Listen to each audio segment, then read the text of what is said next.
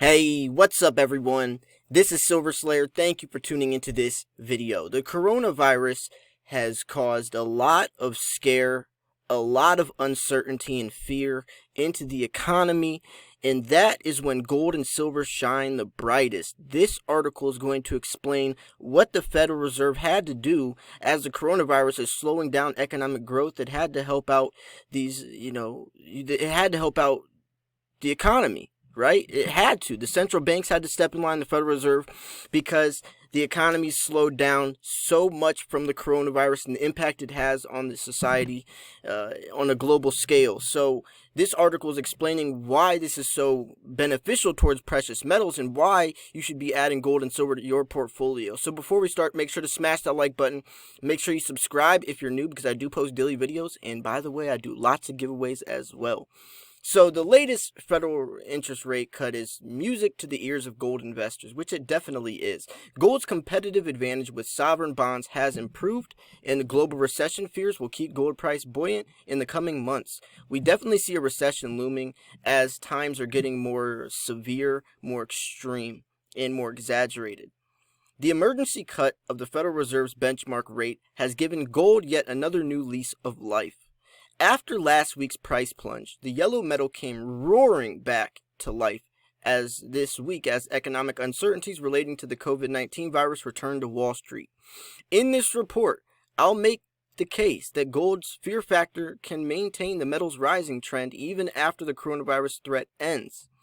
If there was any doubt that gold's primary function is as a safety hedge against geopolitical and economic uncertainty, the events of the last 2 weeks should satisfy even the most stubborn skeptic. The recent 5% pullback in the price of gold was likely the result of technically overheated market conditions, coupled with heavy profit taking after precious metals hit multi-year high. I mean, gold hit a 7-year high, so a lot of people are going to take some profits off the top, which in the return makes the price go a little bit lower. But that's normal. That's healthy for markets. You want to see corrections. So, and I think that's a misunderstanding. A lot of people want precious metals to just keep going higher, but that's not realistic. That's not healthy. That's not a good sign of a market to hold those grounds as well. Because yes, gold could hit $1,700 tomorrow, but it doesn't mean it's going to stay at $1,700. So if we want gold to stay at those ranges, we do need some dips, and that's just opportunity to buy our precious metals for cheaper. But now that the market participants have had a chance to weigh the latest developments pertaining to coronavirus, as well as the all-important interest rate outlook, it's clear that the bulls still have control over gold's intermediate term, 3 to 6 month trend. The fact that gold price stopped short of violating the widely watched and psychologically significant 50-day moving average is also another piece of supporting evidence suggesting the bulls won't surrender their control of gold's intermediate trend anytime soon. So we're still looking bullish. We're still in a bull market. While the dust still hasn't settled from Wall Street's COVID-19 panic, now would be a good time to assess the widespread damage and most likely outcome for gold as it pertains to this panic. Let's start with the market overview, which underscores gold's relative strength versus its leading competitors. It should be noted that gold is the best performing asset of 2020 to date and the only one with a net gain. The extent to which gold is outperforming other major asset categories is shown in the following chart.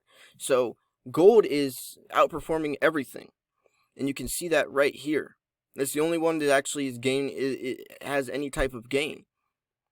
So as the chart shows, crude oil is hands down the loser so far this year, having surrendered over 25% of its value and recently entering a bear market.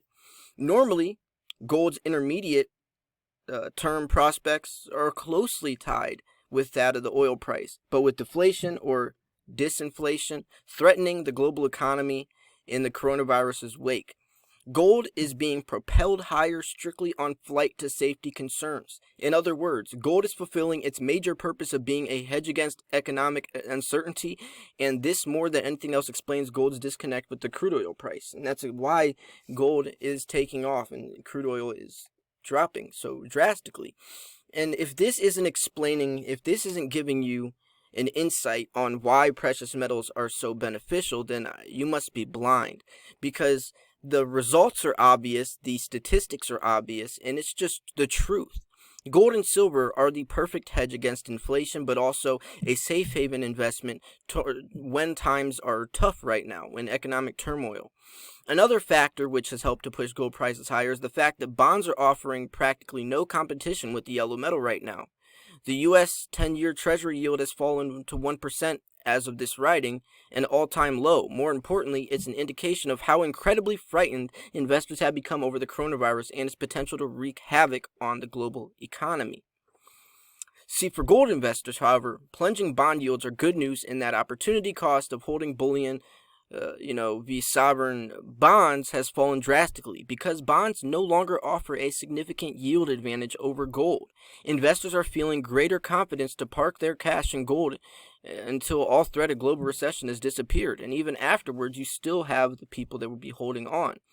Another near-term support for gold price is lingering uncertainty over the U.S. financial market outlook. This is closely related to interest rate outlook, and on March 3rd, the Federal Reserve made an emergency cut to its benchmark rate 50-point basis, and the largest rate cut since 2008 credit crisis. While Wall Street had expected the Fed to cut rates at its March 18th policy meeting, the extent of the surprise have made traders nervous, and that's kind of what it came full circle, because they're doing this to help the economy out, but since it happened, people are kind of like, whoa, things are this severe, things are actually, this dangerous right now, and that it made people even more nervous, since it implied the Fed see potential danger ahead for the economy. But another explanation is perhaps the market wanted even more in a way of stimulus from the Fed, according to the MSM report. See, traders had already priced in a rate cut of 50 basis points by this month's policy meeting. So, while equity traders were alarmed by the emergency rate cut, it was music to the ears of gold investors. For the stock market's negative reaction to the Fed's policy action was affirmation, but that abnormal financial market volatility remains a serious ongoing risk. And this should provide an additional boost to gold's safe haven demand, even more potential for gold. Further underscoring the extent to which gold is likely to profit from the ultra-low rate environment is the following graph, which shows progression of this 5-year Treasury inflation-protected securities TIPS, or TIPS, yield. As you can see, TIPS yield has become decisively negative since January in reflection of this disinflationary environment we're in now. And the fact that so-called real yields are negative also shows that investors remain scared over the possibility that gold or the global economy could go into a recession. On a relative strength basis, gold is quite attractive when compared against the falling TIPS yield, as gold prices tend to move in the opposite direction as the TIPS yield. So, so even if there is a abatement about the coronavirus's destructive force in the coming weeks, the benefit to gold's intermediate term trend confirmed by a low interest rate environment is of incalculable value, because rates are so low and aren't likely to witness a major rebound anytime soon. Gold safety related demand is likely to remain high even after the virus ceases to be a major threat, and that's what I was talking about earlier. For this reason, investors are justified in maintaining a bullish intermediate term posture toward the yellow metal. And when they're talking about gold, you can also accommodate silver with it.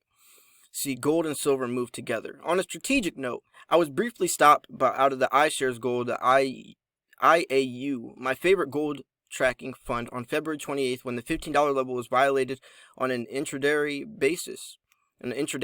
Based on technical rules of my trading discipline, however, the ETF will confirm another intermediate term, 1 to 4 weeks, by signal if it closes above the 15.62 level anytime this week. This would amount to a 2-day higher close above the 15-day moving average, thus reactivating IAU's immediate upward trend. Assuming the new immediate term buy signal is confirmed by the coming days, I'm planning to use a 14.93 level as for the February 28th pivotal low as the initial stop loss on an intraday basis for the trading position.